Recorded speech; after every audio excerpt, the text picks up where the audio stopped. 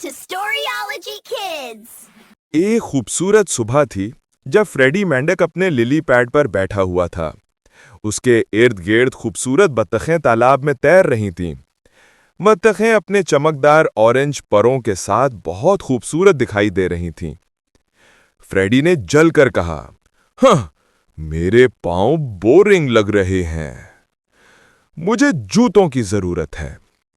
वो बाजार गया और शूज पसंद किए, मगर वो तो बहुत बड़े थे। फिर उसने पैदल सफर करने वाले जूते आजमाए।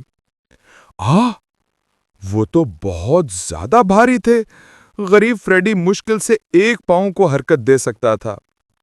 उसके बाद उसको चमकीली ऊंची एड़ियों वाला जूता पसंद आ गया, लेकिन वो इतने ऊंचे थे कि चलना मुश्किल था। फ्रेडी इधर उधर डोलने लगा।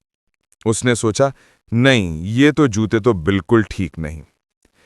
आखिरकार फ्रेडी को छोटी सुर्ख चप्पलें मिल गईं। बेहतरीन! वो खुशी से नाचने लगा।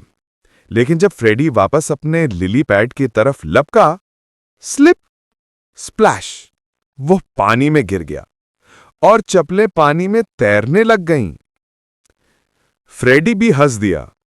शायद मेंढक के पांव बिल्कुल वैसे ही हैं जैसे इनको होना चाहिए। क्यों? सही कहा ना दोस्तों? अगर वीडियो पसंद आई हो तो लाइक, शेयर, सब्सक्राइब करना मत भूलना।